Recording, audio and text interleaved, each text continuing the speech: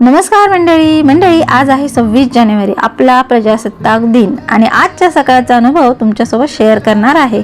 भिंड्यासमोर फुलांची सजावट केली होती आणि त्यात दडली होती देशभक्ती. सकाळचं वातावरण मनात वेगळाच उत्साह भरत होतं. आजचा दिवस खास आहे हे जाणवत होतं. वातावरण आल्हाददायक झालेलं होतं. सगळीकडे एक वेगळाच जोश होता. लोकांच्या चेहऱ्यावर आनंद आणि डोळ्यात अभिमान दिसत होता. लहान मुलांची एनर्जी लक्ष वेधून घेणारी होती. खरंच सांगायचं तर मुलांकडे पाहून आपलाच उत्साह दुप्पट होतोय की काय असंच वाटत होतं.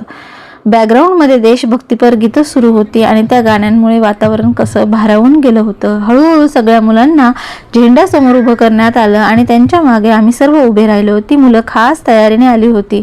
मोठ्यांचा उत्साह द्विगुणित होत होता. हे सगळं पाहून खूप छान वाटत होतं. यानंतर आता आम्ही भारत माता की जय अशी घोषणा देणार होतो आणि ते भारत माता की जय अशी घोषणा दिली गेली आणि या आवाजाने आजूबाजूचा परिसर दुमदुमून गेला.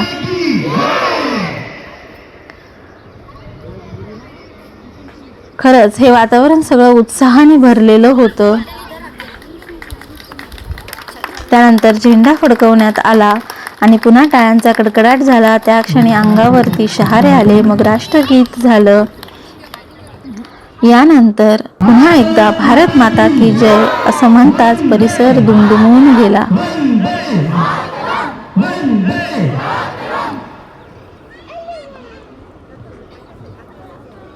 नंतर छोट्या मुलांनी इथे सगळे परफॉर्मन्सेस दिले. अगदी छोटी छोटी मुलं सुद्धा छान असं परफॉर्म करत होती.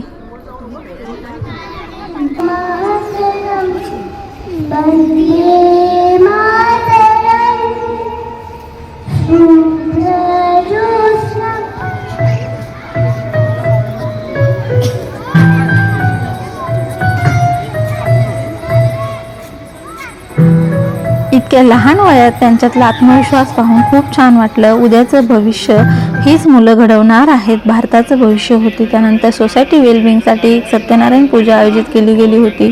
ती सुद्धा संपन्न झाली. त्यामुळे वातावरण आणखी सकारात्मक झालं. दुसरीकडे लहान मुलांनी खो खोचा खेळ खेळायला सुरुवात केली. सगळीकडे आनंदी आनंद दिसत होता आणि त्यातच माझ्या मैत्रिणींची भेट झाली. त्यांच्यासोबत गप्पा टप्पा झाल्या आणि थोडासा नाश्ता अरेंज केला होता. तो नाश्ता घेतला आणि घराकडे परतले. मंडळी, तुम्हाला व्लॉग आवडला असेल तर एक लाईक करा, सबस्क्राईब करा आणि शेअर सुद्धा करून टाका. Bye bye.